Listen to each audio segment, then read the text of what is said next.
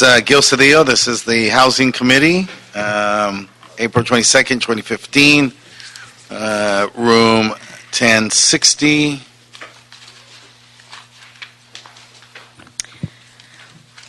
Item 1, Los Angeles Housing and Community Investment Department report relative to authorization for the HCID to approve and release the Affordable Housing Trust Fund pipeline regulations and open the 2015 call for projects. Good afternoon, Mr. Chair. Sorry, please.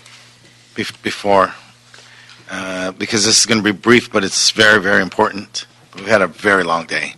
Yes, we have. You've had a long day. You've had a long day. We've had Renters' Day. We've had our efforts to address homelessness in the city. There's a lot going on here. So, but this is really where the work gets done. Yes. These are the policy changes that will actually help us solve our problems and address homelessness. I see here one of the projections that the 31 projects that we're funding will produce 1,833 units. That's arguably around 10% of the people who are out in the streets. I mean, that's a huge change there. And so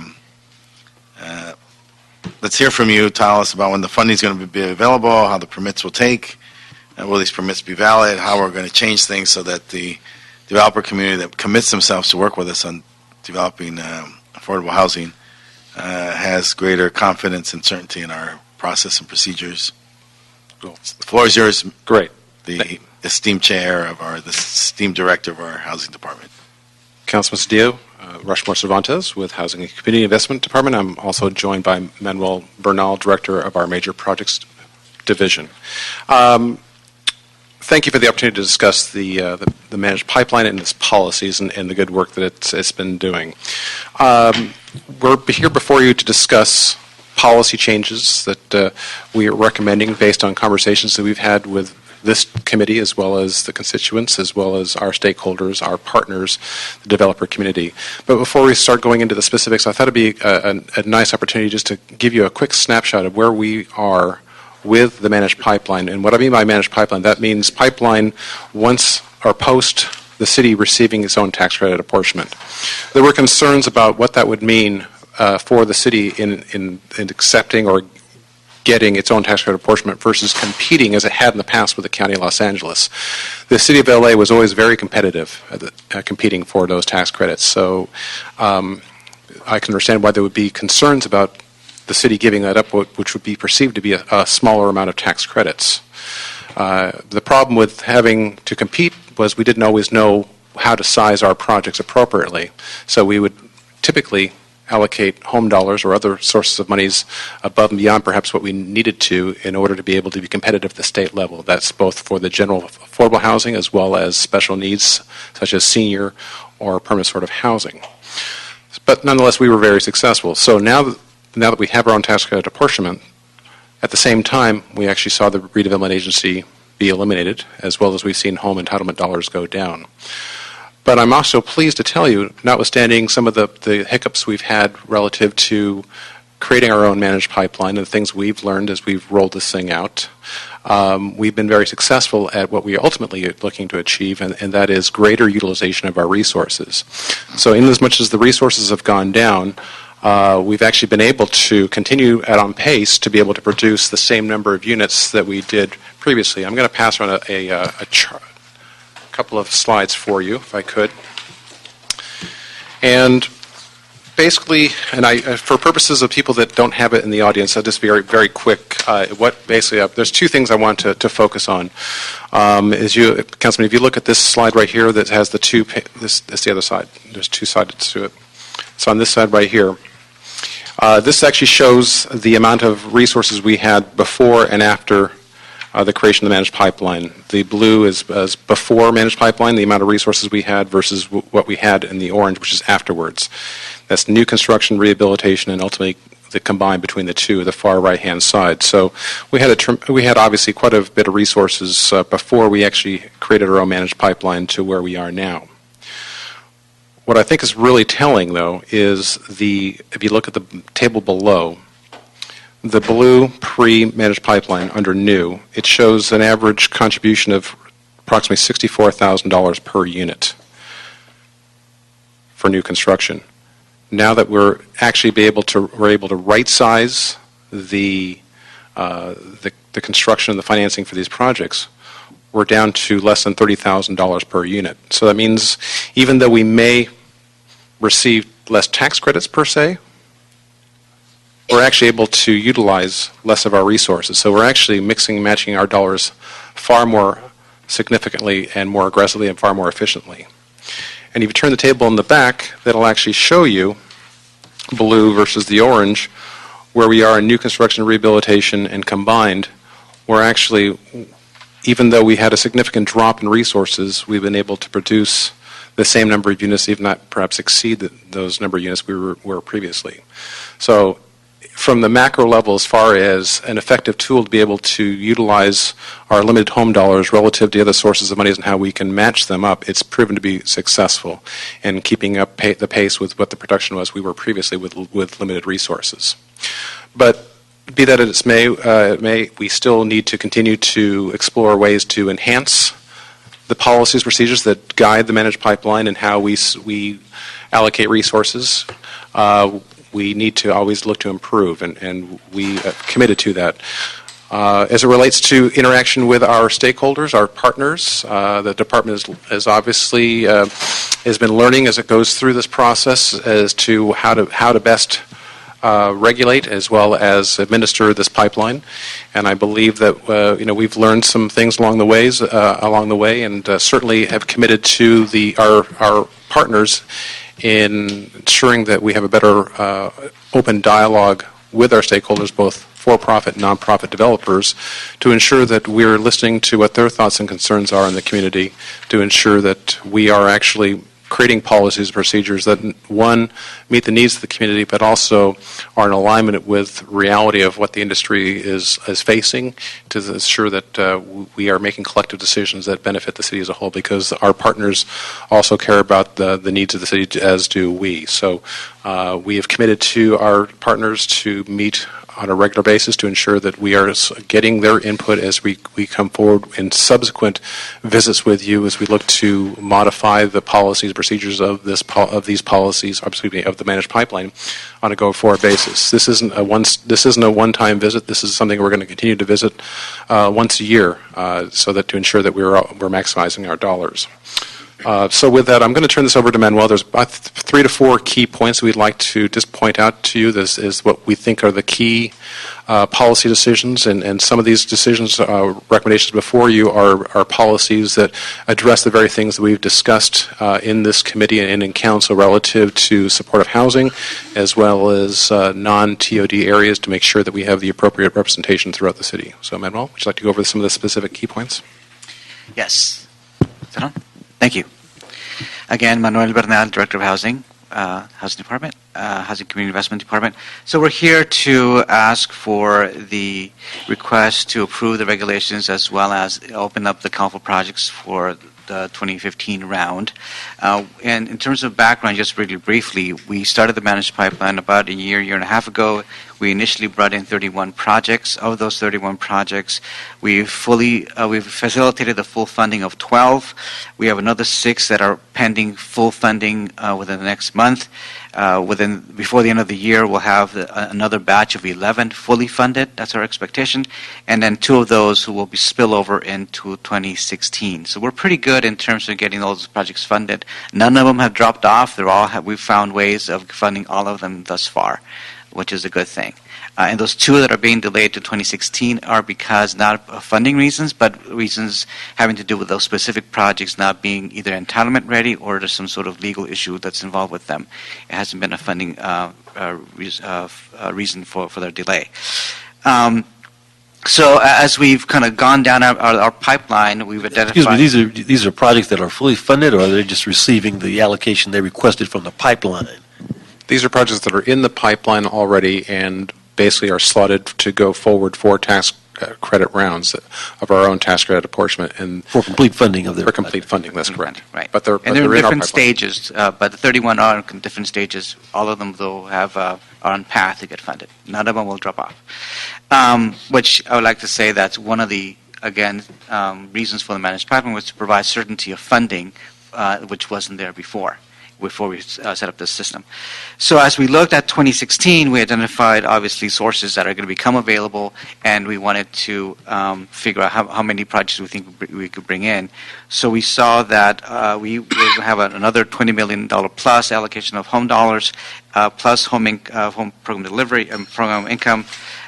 We also see that the city's geographic apportionment, the set-asides at the state, obviously cap and trade coming through. We think approximately $15 million will be available in cap and trade, which is the gas emissions tax.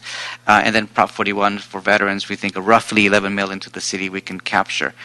So we see those resources coming available in 2016, and obviously we want to line up projects to capture those resources. And we think that roughly that means 12 projects, roughly 800 units. So that's what we're in our call for projects that we're proposing to open. Let's bring in approximately 12 projects, approximately 800 units that we can post out of that. So last time we came, we talked about two major policy issues that we need to discuss, and one was the distribution of resources by geographic area, and the second one was the distribution of resources by housing type. So we actually had some direction from the committee, but we also went out and had a conversation with the larger development community to address or get feedback on those two issues. And the recommendation that we're putting forward is that on the geographic distribution issue, there was a concern that too many resources were being targeted to TOD areas and not enough to non-TOD areas. And so what we're proposing is that we split those resources and we say 80% of the resources will go to TOD, which is again consistent with the con plan that we as a city have approved. The other 20% will be to non-TOD areas throughout the city. And that's, again, a policy recommendation that we're making. The second big policy recommendation was about unit type. And we had, again, no previous set policy as to how many homeless units we wanted to produce, how many family, how many seniors. So, again, based on conversations with yourselves and the development community, we reached a recommendation of 300 hard commitment for permanent supportive housing, homeless. And that came about, again, by understanding the complexity and the need for that kind of housing. It ties in with what we have been doing in the past in an informal kind of way. And it also ties in with HACLA's commitment for vouchers. None of these permanent supportive housing projects can actually function without operating subsidy. And HACLA has committed to 300 units per year. Historically, we think that, again, that's a good target. So it's not so much a new policy, but really is a kind of firming up of a practice that we've been following for years of committing to producing 300 units per year of permanent supportive housing. Those are the two big policy recommendations that we're making. In addition to that, did you want to? Well, I think it's one important point to make about the second policy that Manuel was discussing on the unit type of 300. Right now, the policies are crafted in a manner of which you go into one of two buckets when you enter the pipeline. You fall into the geographic apportionment pool, or you fall into the special set-aside where you're still competing at the state level, whether it be for senior housing or supportive housing. So right now, we have projects potentially could stay in either one of those special units or special sections, whether it be for senior or chronic homelessness, and never be able to get funded for a variety of reasons. But we value those projects since they're in the pipeline. The policies don't allow for those projects to roll over into the general proportion pool.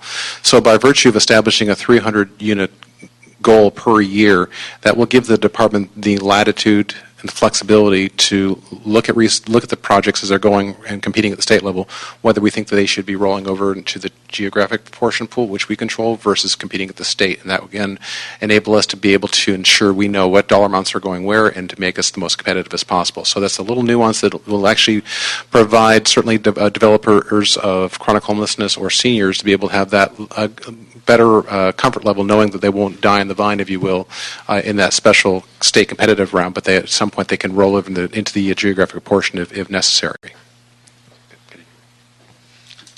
How do those numbers match up against what our need is? As far as homelessness, The specifics, the 300. 300. Well, Right now, just for veterans alone, which we're trying to achieve by the end of this calendar year, there's approximately 1,400 units that are still need to be identified. So even at the maximum of 300 per year, we wouldn't even address the veteran homelessness. As far as chronic homelessness, it's in the range of about 4,000 to 5,000 in that range. And I think it's important to note, as far as ending veteran homelessness or addressing homelessness in general, whether it be veteran or traditional chronic homelessness, it's not done exclusively through brick and mortar. This is a small subset of how we address that. We work very closely with the Housing Authority to match those vouchers along with the wraparound services from the county and or Veterans Administration, or both, depending on the type of person it is. No, that's the point. nature of my question. Yes. This is a specific type of housing for a specific population. Correct. What is the specific need of that population? Of the homeless population. Right. No,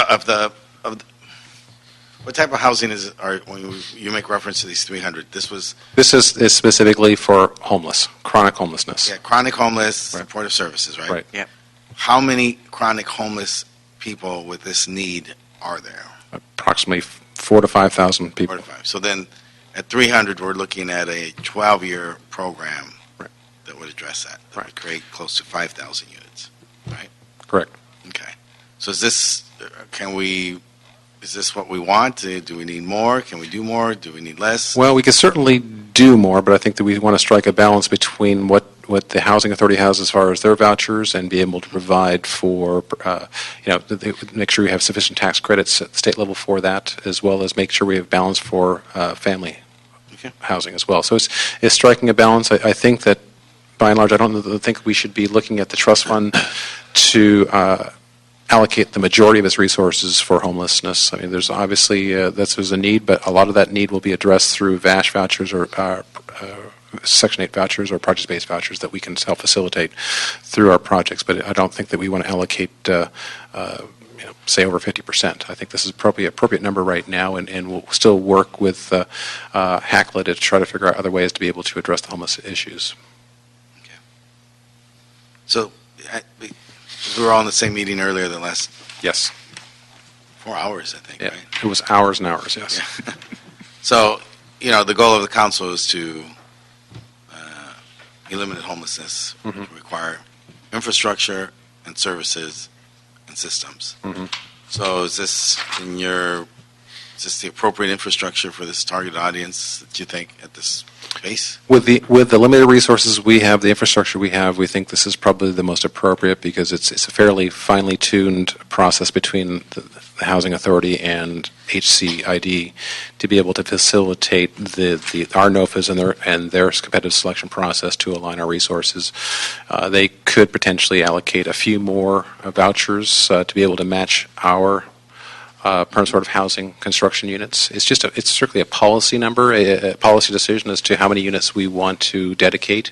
We could dedicate more. We felt this was an appropriate number. This is a little more than what we typically produce on an annual basis, so we were stepping it up a bit more, and this is in coordination with Housing Authority. So to the extent that we could increase the number of units we want to produce for homelessness, it would have to be in direct coordination with the Housing Authority as to the number of vouchers they want to make available for that purpose as well. So they have a finite number as well. So they have to be able to determine how much are going to be Section 8 and how much are going to be project-based vouchers. The ones we work with are project-based vouchers. So there is some latitude, but I wouldn't say that the Housing Authority has an abundance of vouchers that they can dump into the system. Councilmember, Madeline Rackley with the CAO. One of the recommendations that was adopted in the CAO report today was the opportunity for the city to develop such a policy about what our overall goals are for the type of housing to develop. I think it's appropriate for the Housing Department to go forward today with their pipeline, but you bring up a good point. We don't really have an overall plan for the city about where we target our resources to address homelessness in the long term. And so I think that will be an opportunity with the ad hoc committee to work that out and develop a real set of concrete goals in addition to what is already in the managed pipeline. Right. So We may be doing some triage here, yeah, and that may be what's most appropriate, but Longer term, We'll see how this- yeah, Yeah, there's a broader discussion about all the resources. exactly. Right. So we're in an interesting point in time right now to be able to change and adapt our policy, or create a policy that says this is what the city will do for the next number of years. And this is the type of funding we need. This is the type of resources housing will need. This is a magnificent opportunity to make those kinds of plans. But the managed pipeline is something that can go forward Yes. as it is without, and then we'll build that into our bigger discussion. Great. Good. Senator? I'm glad that we are moving forward on this. Clearly, this pipeline is going to help us manage this process in a way that hopefully is a little more equitable and effective. The goal of 300 units, that's only for Homeless. Homeless. Chronic homeless. Chronic homelessness. Chronic homeless. Have you set any other goals in terms of numbers for others, or just whatever the money will buy? Well, it's primarily done, and we can kind of get into this, Councilman, but it's primarily a TOD-specific a con plan, and the regulations for the pipeline are consistent with the con plan for TOD specificity, with some carve-outs for the chronic homelessness commensurate to what's available with LASA, HACLA. Beyond that, it's really about leveraging our resources because there's such a tremendous need. Right. We work with developers that are the most shovel-ready, that bring us the best bang for the buck, but that fall within the criteria by which that are called out.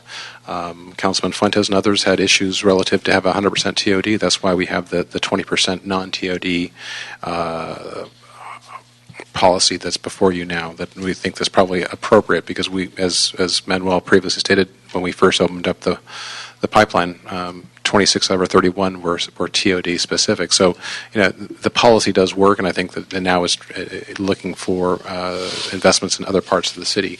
To the extent that we want to articulate where else in the city we would like to go in, that's a different type of discussion. We don't have the days of redevelopment agencies. We could get to the point down the line where we could look at it in enhanced infrastructure finance districts. That there is one right now in the LA River area, but there's others that may pop up that we may want to look at as a financing option, as a tool to be able to target specific areas. So until such time there's is some more specificity of where we want to target resources. I think you said you identified maybe about 11 or 12 million for cap and trade, and another. We anticipate roughly another 14 or 15 million out of the veterans Right. Piece. What other large tranches do you think are going to be available? Well, the National Housing Trust Fund potentially at some point may materialize in 2016, but at this point there's still several rounds of review of that trust fund, and even if it does withstand the test and remains in place, the amount of funding for that trust fund may not be that significant. The numbers we saw last go-around was that potentially it could be $30 million for the entire state. So that's not a significant amount of money when you look at the $10 million that the mayor committed to affordable housing just for the city. So beyond that, last I mentioned the self-creation through the enhanced and infrastructure finance district may be an option.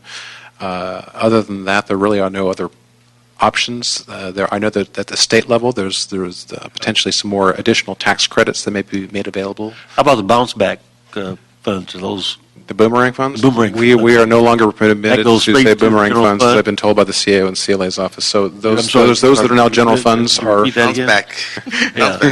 Yeah. Bounce back. Would you repeat Yeah. that? You said you.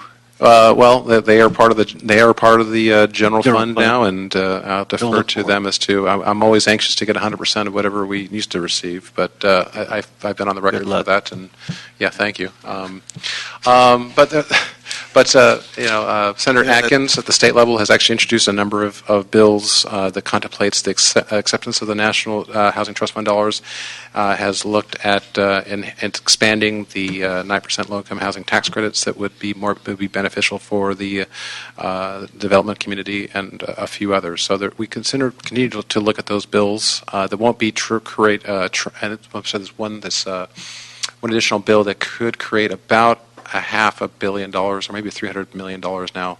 Depends on how it ends up if it's ultimately adopted. But that's still additional windfall that may become through Senator Atkins. But we continue to monitor those, working with the chair of the committee as well as the mayor's office, looking to provide support for those legislative bills at the state level. And then, of course, at some point we'll report back on other alternative options for dedicated sources within the city itself. Okay. Thank you. The National Housing Trust money, though, if it was 30 million for the state, would give us 12 million. No, and I'm not sure about how much we would get actually from that pot. I don't think it hasn't been determined yet, Councilman, as to how those monies, once it gets to the state, how those funds will be distributed. That's yet to be defined. So it would be a free for all at this point.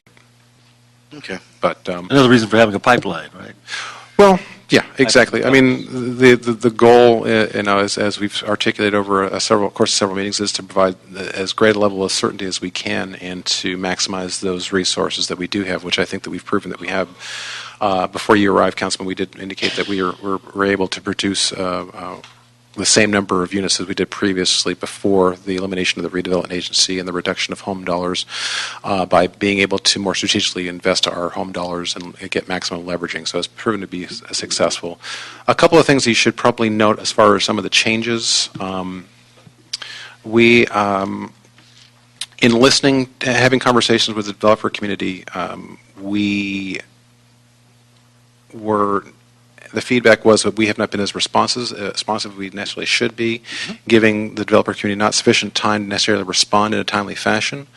And to address that, what's currently in the budget, or excuse me, in the proposal before you, is to open up the NOFA that would be for 2016. But based on the limited time frame that would give some developers, we're going to amend our recommendation to enable us to open up the NOFA that would take us from 2016 all the way to 2017, giving us a 2 full years worth of projects in the pipeline. That way, giving the developer community sufficient, to those that are projects that are in the pipeline, sufficient time to maneuver within that time frame to be able to position itself properly, and then we can work with them again to maximize our resources. So it's an amendment, I think, that addresses both the concerns of the developer community to give them sufficient time and gives the department time to be able to work with the developers to get even a better deal in hand, and it still affords us the ability to open up, again, changes to the procedures down the line and open up for future projects. A matter that you should be aware of is that we've placed in the proposed guidelines a recommendation to capture pre-development and construction interest before it converts to permanent financing. The department currently charges 4% simple interest, and that is rolled over into the permanent financing that is repaid at the end of a 30-year period or whenever the term of that note is. What the department is looking to do is be able to think creatively to be able to recycle resources to the greatest extent we can. We anticipate we would be able to generate approximately $2.4 million per year from that interest that we'd be able to repurpose and go back into the trust fund. There are discussions amongst the developer community that this is increasing the overall costs. What we are doing is trying to front load the greatest extent we can to bring resources and back into the trust fund and recycle them and put them back out in the community. There is a 10% admin allowance from that program income. Plus, we're able to also charge against that program income through program delivery. So that's kind of above and beyond your traditional program, your admin allowance. So that what that means is that you can, for purposes of if you're working on a project, you can actually charge program delivery against that. One thing we thought would be beneficial for the developer community, what we heard when we met with them is that because of the many hurdles they must maneuver through, we thought in exchange for being able to, we're capturing this simple interest up front before they convert to permanent loan, is we would utilize those resources and fund staff that would be expediters within the department. The developer community felt like having several staff members. We're not quite sure what that number is yet or what the classification is, but we feel the conversations we've had with a number of developers having specific staff specifically designed to expedite the projects through the city process would be a win-win for the developers as well as for the city and the constituents. That way we're able to get these projects through in a more timely fashion, and time as money is there as well. So we think that by virtue of charging that interest, being able to capture some of those resources off the admin as well as program delivery, will be able to in turn be able to address a need that's been addressed and be able to hire expediters within the department. Last policy matter, let me see, two other minor things, one of which we want to clarify commercial space. Commercial space is to be financed wholly by the non-home resources. The documents right now that we have are not that clear, so we just want to make it clear that those are completely separate so that there isn't a burden of the commercial space on the home residual receipt calculations. And then there's a couple of scoring criteria changes that we've made, two of which are to be consistent with TCAC and SIDLAC, and that's the general partner experience and property management experience. Again, that's just to be consistent with the state funding sources. Something that's come from the federal government is that we need to beef up our universe of certified community housing development organizations, or CHODOs. This is a federal requirement, so it's not a requirement of our developers, but certainly it's a requirement for the city to have as many as possible. So we want to incentivize developers to become CHODOs, so we'll give them bonus points when they apply for any subsequent NOFAs. And then lastly, just as a balancing effect, we had awarded 10 points in the past for high-cost areas. We're reducing it to 5, and that's just basically to balance out the 100% scoring criteria. Other than that, I don't know, did we miss anything? Is that everything? Except for the timeline. Except for the timeline. Why don't you cover the timeline? Well, as soon as we receive council authority to move forward on opening the call for projects, we can open it up. And we think that a fair amount of time to give developers will be about 30 days for them to prepare their applications and submit them. And we'll be back at council with a recommendation for projects to accept the managed pipeline in about 60 days after that. Roughly, then, we're thinking about, roughly speaking, May 1st is Friday to open it up. Again, assuming that the council moves forward with its approval and the mayor, we'll open it up for 30 days, close it by June 1st or so, and then come back within 60 to 90 days after that for approval of projects into the pipeline. And one thing in addition to that, we're going to create, on behalf for this committee as well as our partners in the developer community, we're going to create an annual calendar. So we see the specific points of time where we need to be for communication as well as coming forward to this committee when it's time to go back to the table and look at our policy procedures, so that we're all clear on How many years forward are you going to look with this calendar? Well, I'd like to start with 1 year, and then we can modify, because on an annual basis, it should be relatively the same. The actual timeframes of the tax credit rounds are typically the same, so we want to back into those so that we have a timeline for those 2 tax credit rounds, and understanding and to address what's happened sometimes is, for example, we had Prop 41 applications, or the cap and trade applications. That kind of threw a monkey wrench into things. As much as we want to be rigid on this calendar, we have to understand that we have to be somewhat flexible and nimble for alternate sources of monies that do become available, so that we can position our projects that are in the pipeline to avail them to those sources of money. So I think we would start with 1 year and understand that we have to be somewhat flexible as far as when new sources of money become available, knock on wood that they actually do become available. And then thereafter, if we want to feel comfortable after 1 year, we think it's appropriate to take it out multiple years, we can do that. But I think that's a good starting point for everyone, both for the developer community as well as this body, to be able to have a sense of time frame. Okay, we'll start there. Okay. Let me go back to the commercial. Yes. What was that? Commercial space and calculation of residual receipts. Mm-hmm. The feds operate one way. Feds and state operate one way, and I just want to confirm that we're going to operate consistent with them. Yes. So our federal dollars, the home dollars, cannot be used for any commercial space. Yet some of our developments do include some commercial space, some larger than others. So I think it's actually serves several purposes. The first purpose, of course, is to make sure that we're in compliance with the HUD regs and we're not using home money for commercial. The other purpose, I think, will be is to clarify if so there are some developers now that have commercial space that are generating income from that space, and it's unclear as to whether that money should be included as part of residual receipts or not. So if we clarify upfront that home dollars were not used for commercial space, then they will be clear in the loan documents that any income that's derived out of the commercial space will be not part of the residual receipts calculation. Thank you. Senator, any other questions? None for me. Let's hear from the public.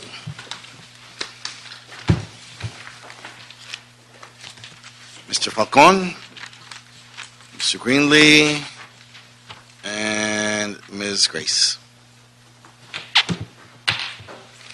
Good afternoon, council members. Daniel Falcon with McCormick, Barron, Salazar, and I'll be brief. I understand the time of day. It's been long. Long day. Maybe two clarifications and one policy issue. First of all, thanks to the department and to the city of bringing this forward and doing work. And it's been a challenge going forward for our industry as a whole. And we appreciate the leadership from the council, especially the chair of the committee, to bring things together for everybody to work and move things forward. Clarification on the commercial costs, the question you raised, just to ensure that everyone's understanding for the record that tax credit equity can be used for commercial costs. We understand home funds cannot be, but tax credit equity can be, and that's consistent with federal regulations. I want to confirm the department's understanding and the developer community's understanding is that tax credit equity can be used for that purpose. So yes, that to be recognized in the record. Right, we'd like to just have coherency, right? Right. So, go ahead. The second thing is for clarification purposes on this interest that HSID would like to now collect and charge during construction. Just understand the issues they're trying to address, and no question that, but just to clarify that HSID would fund those additional dollars beyond the actual commitment that they give initially, because the amount of interest that will be due to the city will be unknown at the beginning. It'll be a calculation that's done at conversion to permanent loan, and if those funds have to be paid in cash, there needs to be a source for those funds. So city dollars would have to be used in addition to whatever commitment is provided originally in the process. Otherwise, it create a gap at conversion and extra cost to the project that there will be a source of funds to pay for. So I want to make sure everyone's clear on that. Okay. And the third item to discuss is a policy question. Go ahead. In terms of developer fee, the city currently limits developer fees to $1.4 million. That's been the same since at least 1994 when I became involved in the industry. So purely looking at that from a CPI adjustment, and to capture the phrase of time is money, and CPI adjustments, that's now worth about $870,000. And so we're asking that the city adopt the policy to align with the state's tax credit program to allow the same amounts, which is $2 million, to be paid in cash as developer fee up front in the process. It's up to the developer to figure out how to pay for it and identify the resources, but allow that to be consistent with state regulations so that developers in Los Angeles... Currently, the developer fee is how much? Is a $1,400,000 cap. The state cap is $2 million. Historically, the city did that back in '94 because they were concerned about gap amounts that the city would be funding. But over time, that number has not moved. Again, if you look at it from a purely CPI adjustments, we're behind the eight ball by about 38%. Yeah, that's good. Good to know. Thank you very much. Appreciate it. Okay.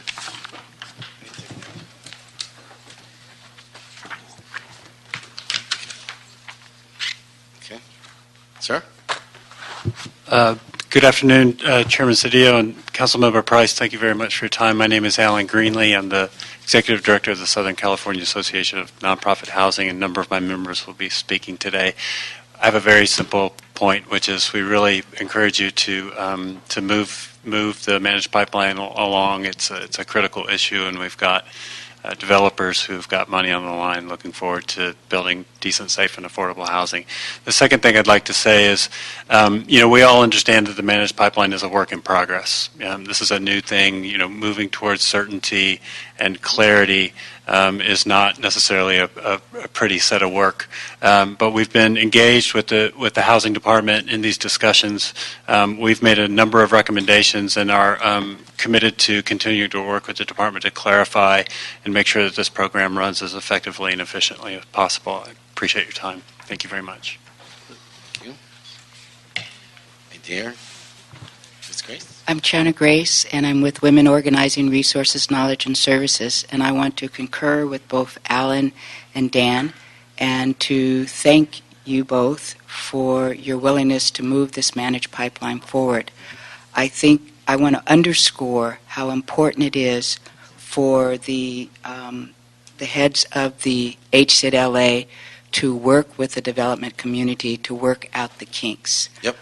Too often we are sometimes at odds with one another, but I think if we recognize that all of us are willing to put our best efforts towards serving community benefits for those most in need, and that is our heart's desire as well as HCID-LA's, I believe. So for us to continue to work together, as Alan said, to work out the kinks and be less adversarial when it comes to certain items and to get into the details without being afraid, but knowing that we're all on the same side, I think it's important, and we hope you will support that. Thank you. Thank you. Mauro?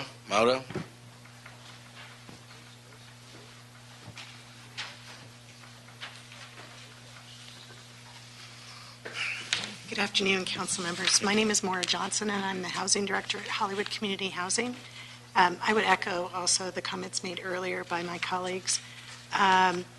We have been having discussions with HCID about customer service issues, and the agency has been very good about trying to work toward resolution of those issues, and we appreciate everything that they've done to date. There are two, in addition to what my colleagues have said earlier, two other things that I just wanted to make sure didn't get lost. One is with respect to deals that are being recapitalized, that they not have that payment of interest applied to them. And if we can't deal with it in the NOFA right now, that we deal with it in the recapitalization policy that I think is coming up shortly, one of those two. And the other issue, actually, I think that's it. It's wonderful. Thank you. Thank you. Dana?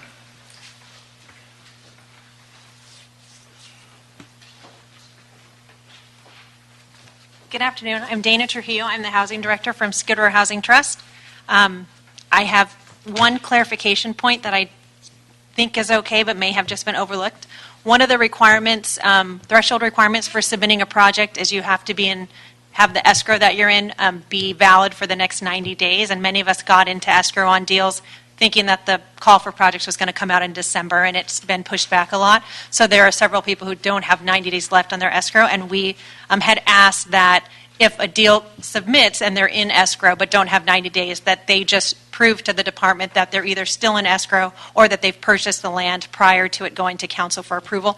And I think that we're in agreement that that's okay. I just wanted to bring it up to make sure that it gets in there.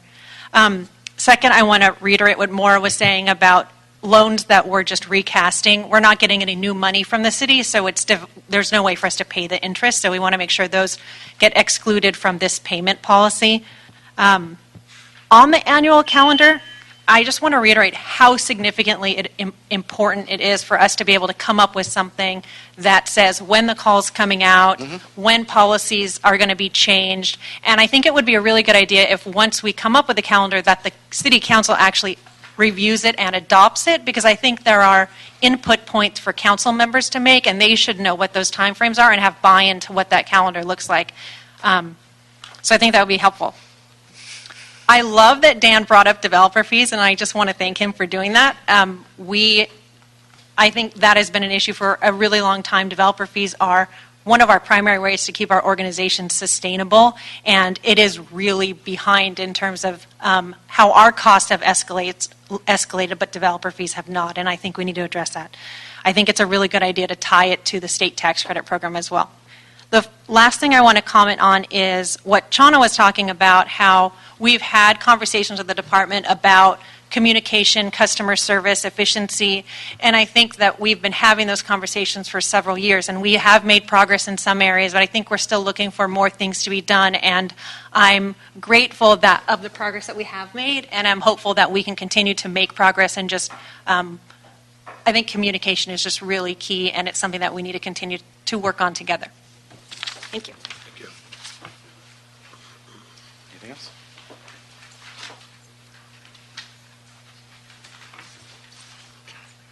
You guys want to come up and respond?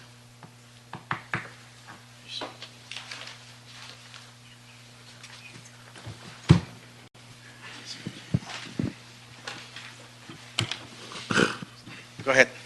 Because we can do that ourselves. Yes. Well, as it relates to... Sorry, just for consumption, so we heard yesterday, or in a conversation yesterday, we talked about improving service to the community, and that some of the resources here that we're talking about will actually be directed to that, so that you can hire more people, so that we can actually have, I think we call them expediters. Correct. Right. Right.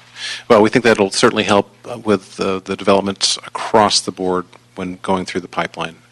And that's certainly something that we think is needed. As the department's been facing issues of being unable to backfill positions and the like, I think that it's become a challenge for us. But having dedicated people that will expedite these projects throughout the entire process, I think is very beneficial across the board. So I think those are definitely a win-win. Right. This is specific to that customer service, what we're talking about. Well, customer service, I think that, I'm telling you. Yeah, you're telling me. We're not going to just dump this. As you're concerned about us dumping money in general fund, Right. we're concerned about dumping money in housing, then it goes someplace else. This money is going to be very specific so that we can improve Yes. customer service. Yes, and it's a culture that is not been a bad culture, but I think it's a changing culture in that the culture has to reflect the management's position that we are customer service oriented, and that developers and as well as the tenant advocates and landlord advocates are our partners, and we treat them as such. And it's we've got we're not burning bridges here. We are actually trying to build something from the ground up, and ensuring that we have long-term relations in the community, as well as those people that help us make those communities. Right.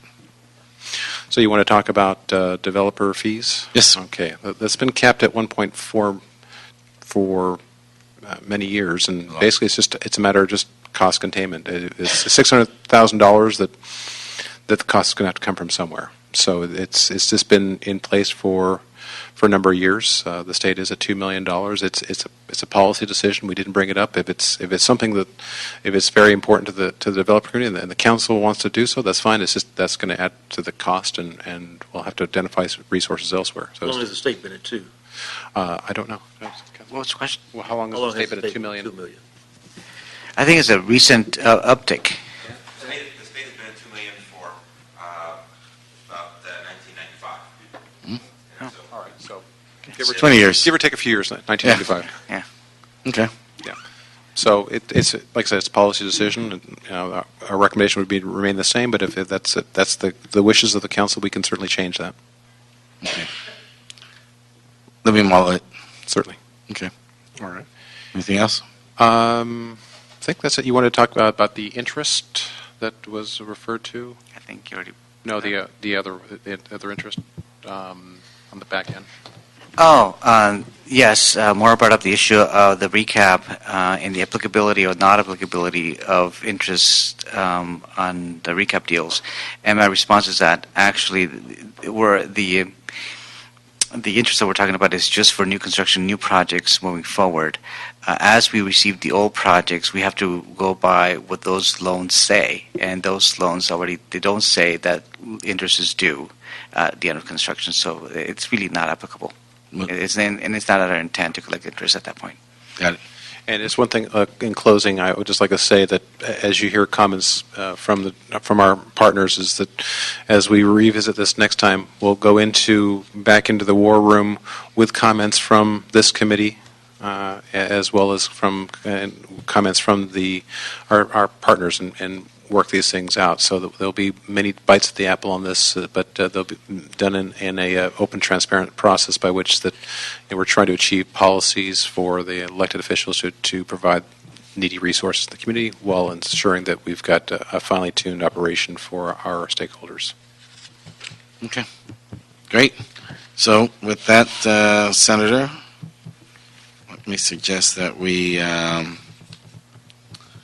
wrap this up by approving the HCID report and request the CAO to issue a report for when this item is agendized in council. And Councilman, we can add the amendments that we verbally provided to the CAO's office so that can be incorporated into the report that'll be approved by the full council. Yes, absolutely. Thank you. Okay. So move. So moved. So be the order. Thank you very much. No, we're going to mull that over. Not yet. Close. You're closer.